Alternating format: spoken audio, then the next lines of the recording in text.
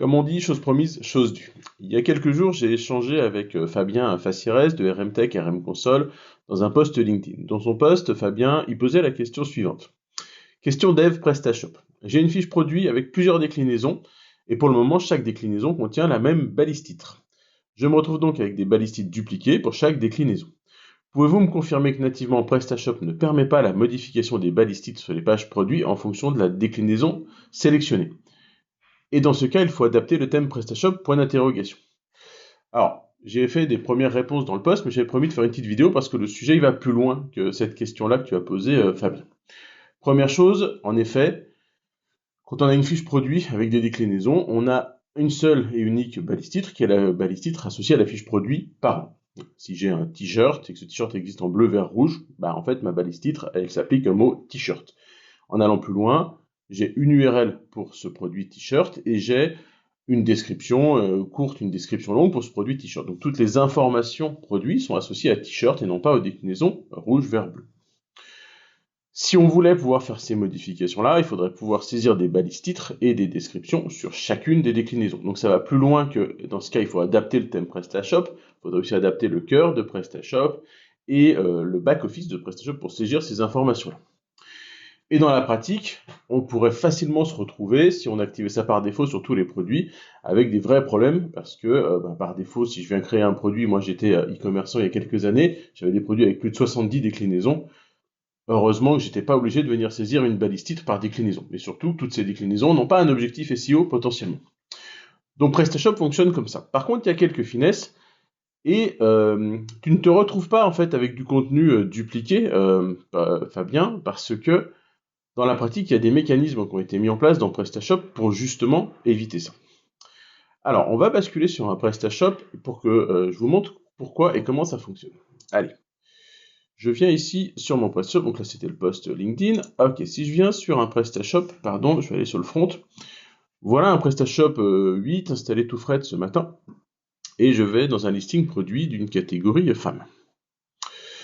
Donc ici j'ai le fameux t-shirt. Donc si je viens cliquer sur ce t-shirt là, alors par défaut la configuration de PrestaShop est faite comme ça, on va retrouver la langue, la catégorie ici. Ici je suis dans une catégorie femme, ça c'est quelque chose qu'on va conseiller sur les nouvelles boutiques de supprimer, je vous montrerai dans le back-office comment faire. Puis on retrouve ici le produit. Et donc ce produit on voit quand même qu'il a une URL un peu spéciale. 2-9, brown, beer, printed, blablabla, dièse, 1, taille S. Alors déjà, tout ce qui vient après le dièse ici, c'est la déclinaison par défaut en cours, mais après le dièse, c'est ignoré dans l'URL.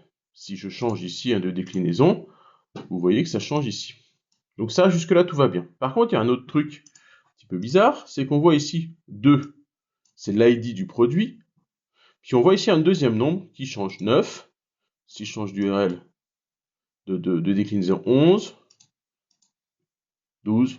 Donc cet élément-là, le deuxième chiffre ici, c'est l'ID, l'identifiant de ce que PrestaShop appelle le product attribute. Donc c'est l'ID de la déclinaison. Donc vous allez me dire, mais en effet, par défaut, du coup, j'ai bien une URL par déclinaison. Et si je pousse le vis un petit peu plus loin, en fait, j'ai bien une URL qui existe pour le produit. Si j'enlevais ici le -12, que j'enlevais ce qu'il y a après le dièse ici, j'espère que je n'aurai pas l'effet démo, mais voilà, j'ai une URL produit ici qui existe. Donc j'ai l'URL du produit parent et j'ai une URL pour tous les produits enfants. Et là, en effet, vous commencez à vous inquiéter de contenu dupliqué, etc. Mais en fait, qu'est-ce qui se passe? Et je suis revenu volontairement sur mon URL de base. Donc par défaut, je suis arrivé sur ce qu'ils appellent la déclinaison par défaut, qui est celle-là. Et si je regarde un petit peu plus loin, si je regarde d'un point de vue SEO, alors vous voyez pas forcément la petite fenêtre qui s'affiche de votre côté, mais moi j'utilise un outil qui s'appelle SEO Meta One Click, vous le savez, et vous allez vous rendre compte que derrière cette URL -2-9 et le produit et le dièse à la fin, il y a une balise canonique vers l'URL du produit parent. Celle qu'on a montrée, celle-là. C'est-à-dire que quand Google arrive sur cette page-là, on lui dit non, non, non, cette page-là, c'est une canonique de celle-là. Donc on demande à Google d'indexer cette page-là et on lui dit à l'autre, attention, l'autre, c'est une duplicate content, c'est un contenu dupliqué de cette URL-là. Et c'est pour ça que nos contenus ne sont pas différents, c'est les mêmes contenus. Donc en l'état, je ne peux pas venir indexer une déclinaison et je ne peux pas changer ça dans PrestaShop. Si vous allez dans le back-office, pour comprendre comment tout ça fonctionne, on va aller dans la partie ici Shop Parameters, trafic et SEO. Si vous l'avez en français, paramètres et trafic et SEO. Ici, on va retrouver la route vers le produit. Donc la route vers le produit, on l'a vu, l'ID de la catégorie, l'ID du produit, l'ID de la déclinaison, l'URL friendly, un code EN s'il y en a un, et un point HTML. On peut tout changer là-dedans, sauf 3 paramètres qui restent obligatoires. L'ID produit, l'ID product attribut et le slug friendly. Donc je ne peux pas venir enlever ce product attribute dans mon URL. Donc, pas de discussion possible là-dessus, c'est obligatoire. Par contre, et non pas l'ID produit non plus, c'est obligatoire. Je peux enlever la catégorie, et ça si vous êtes sur un nouveau shop, c'est quelque chose que je vais vous proposer. Pourquoi ? Parce qu'ici, PrestaShop nous met l'ID, le nom, pardon, de la catégorie par défaut.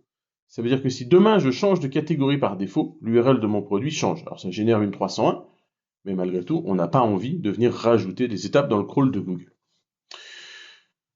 Donc pas le choix, on est obligé de faire avec ça et c'est pas possible autrement. Et je ne peux pas venir supprimer ni l'ID du produit ni l'ID du product attribute dans ma route vers les URL. Et de toute façon, ça servirait à rien.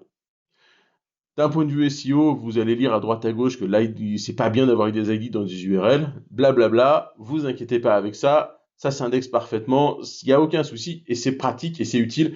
Et de l'enlever, ça ne pourra vous emmener que des effets de bord dans votre PrestaShop et faire planter votre boutique. Donc, de toute façon, à l'enlever, vous ne pourriez pas le faire par le back-office, vous serez obligé de le faire en développement spécifique, donc ça foutra le bazar. Donc, en résumé, de manière simple, ici, bah oui Fabien, tu ne peux pas venir saisir deux balistiques sur chaque déclinaison. C'est pas grave qu'il y ait des URL qui soient générées parce que ces URL font une canonique vers l'URL du parent. Par contre, en effet, si demain tu as des besoins SEO pour dire je veux indexer t-shirt blanc, t-shirt rouge, bah il faudra soit passer par des développements spécifiques, rendre ces URL indexables, mais attention à ne pas créer de contenu dupliqué, ou de manière automatique ça me semble complexe.